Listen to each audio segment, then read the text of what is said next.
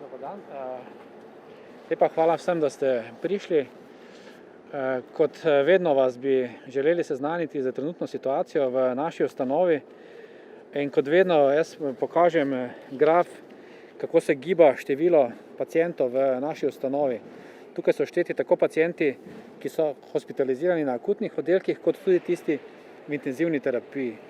Kot vidite, drugi val, tretji val, četrti val in peti val, ki je že presegel četrtega.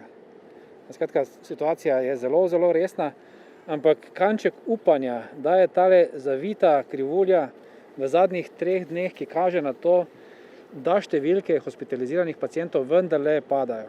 To smo čakali dolgo in upam, da bo ta trend se nadaljeval tudi v prihodnjih dneh. Kaj bi želel še posebej poudariti, težave niso samo zaradi števila hospitaliziranih pacientov, ampak tudi zaradi velikega števila zaposlenih, ki so trenutno v odsotni z delovnega mesta. Več kot 600 jih je trenutno v staležu, ob tem pa je vsega skupaj odsotnih približno 33% vseh zaposlenih. 1200 ljudi je danes odsotnih z delovnega mesta, kar predstavlja enormno težavo. Dodatnih 300 je prerazporejenih iz tako imenovanih belih oddelkov, ne COVID oddelkov, na COVID oddelke. To pomeni, da si lahko sami predstavljate, je delo z posebej elektivnimi pacienti zelo zmanjšano, zelo zavrto. Dodaten problem predstavlja to, kar se kopiči že 2 leti. Veste, da pacienti, še posebej kronični pacienti, imajo omejen dostop do zdravnikov na primarnem nivoju in do neke mere tudi na sekundarnem in terciarnem nivoju. To se kopiči tekom 2 let in nekje se to mora poznati in se dejansko pozna. Priliv oziroma pritisk kroničnih pacientov na bolnišnico je enormen. To tako v urgentnem centru, kakor tudi na hospitalnem delu, še posebej na kliniki za interno medicino. Tam je največ teh kroničnih pacientov in ti so v teh 2 letih bili zelo, zelo prikrajšani. Tako da se tukaj zahvaljujem seveda vsem, ki skrbijo za COVID paciente, še posebej pa tudi v današnjem dnevu tistim, ki skrbijo za paciente na kliniki za interno medicino in pa v urgentnemu centru. Toliko zaenkrat z moje strani. Bom dal besedo predvsem predstavnikom klinike za interno medicino in pa urgentnega centra, ki bosta malo bolj natančno in podrobno predstavila, kakšna je situacija. Še to, elektivni programi na kirurgiji tudi tečejo v zelo omejenem obsegu. Trenutno smo nekje med 50 in 60%, kar pomeni svoj velikanski hendikep za vse elektivne paciente tudi na teh področjih.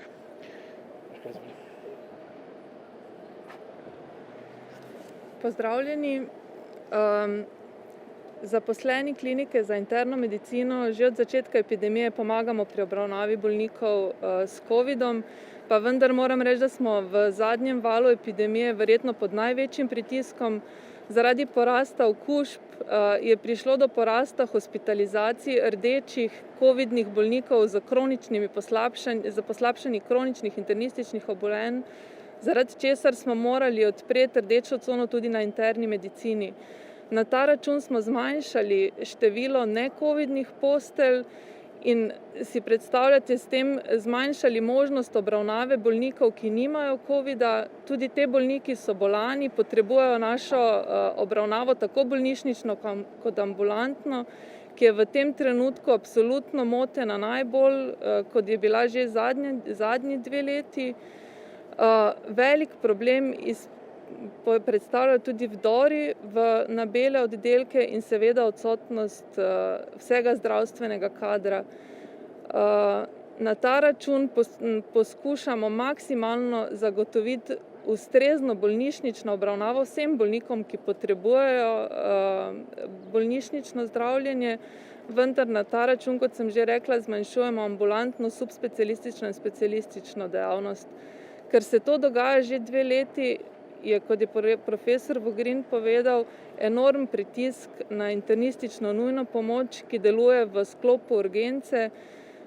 Pogledali smo številke, da se je število obravnav glede na leta pred epidemijo povečalo za kar 100%. Predstavljajte si, kakšne velike obremenitve so to za manj kadra, ki je že izčrpan, ki je tudi sam bolan, ki ima bolane otroke. Hvala.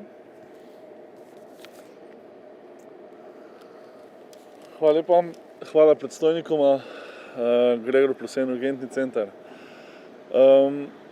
Bolj ali manj je bilo že povedano, kakšno je stanje, in predstavljajte si, da ta pritisk od terciarja, sekundarja, hospitalnega dela in iz primarja se nekako sreča v urgentnem centru. Kakor je kolegica povedala, samo na bolezenskem delu, to pomeni delu, kjer obravnavamo paciente, ki so oboleli, se pravi nepoškodovani in imajo hujšo vrsto simptomatike. Samo na tem delu se je število napram letom pred pandemijo povečalo za približno 100%. Ob tem smo še dodatno hendikepirani z pomanjkanjem kadra. Na našem oddelku dobra petina, predvsem med predstavniki, sodelavci zdravstvene nege. Tako da trenutno urgentni center prav zares deluje nekako na robu svojih zmožnostih in maksimalnih obratih. Patologija je raznovrstna, priznati je treba, ljudje so bolani, potrebujejo pomoč in kakor je že bilo povedano, nakopičil se je ta čas in ta leta, kjer enostavno sistem ne deluje normalno, pa že prej je bil pošteno podhranjen. Tako da si tudi v urgentnem centru zelo želimo tako otoplitve kot nekako napovedanega, upajmo napovedanega konca in sprostitev številk, da bomo lahko nekako bolj normalno, tudi upam povedati, bolj za večjo neko možnostjo skrbi oskrbovali paciente, ki potrebujejo pomoč, in da bo potem tudi tok pacientov iz urgence proti hospitalnim oddelkom potekal lažje. Sedaj se ta prostorska in kadrovska stiska pozna na vseh oddelkih in bolj ali manj jo čutimo vsi, kot je rečeno, z vidika pacienta pa najprej seveda v urgentnem centru. Hvala lepa. Koliko so kakšna vprašanja, prosim?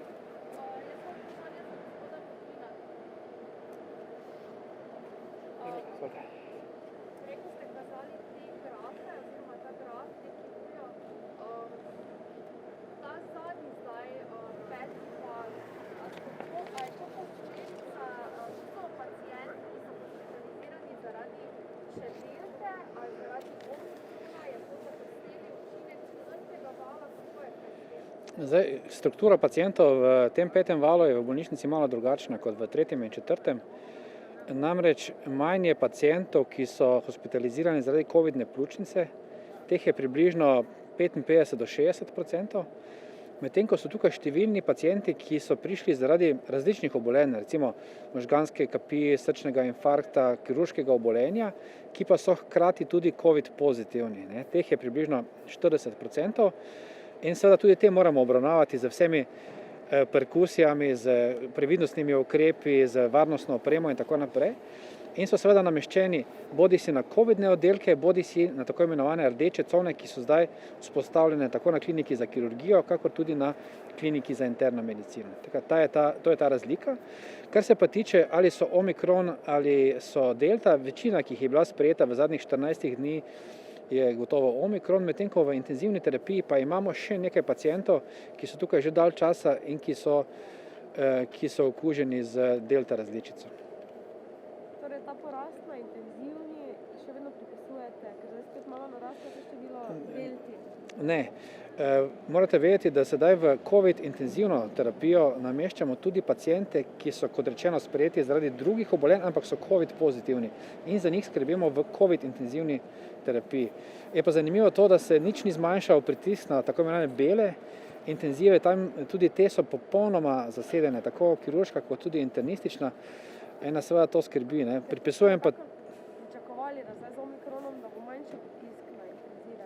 Ja, dejansko je manj teh covidnih pljučnic, ampak so pa druga obolenja, ki zahtevajo intenzivno zdravljenje in pa kopiči se to, kar se je kopičilo že 2 leti. To sem že povedal, na koncu se to rezultira v hujših oblikah bolezni, ki bi, če bi bile pravočasno, pravilno zdravljenje, bi se lahko temu izognili. Še kakšno vprašanje? Če ne, se lepo zahvaljujemo. V vsakem primeru pa si želimo, da bi ta 5. val čim prej izvenel. Po napovedih, ki jih imamo se strani ministrstva, pa se strani Inštituta Jožef Štefan, lahko pričakujemo, da bi v pričetku marca bilo število hospitaliziranih pacientov z COVID-om za približno polovico manjše, kot je zdaj. Se pravi, če imamo mi danes 200 pacientov, pričakujemo, da bomo imeli konec meseca, začetek marca, približno 100 pacientov z COVID-om in pa seveda tudi manj v intenzivni terapiji. Upamo, da bo to res, bomo videli. Hvala lepa.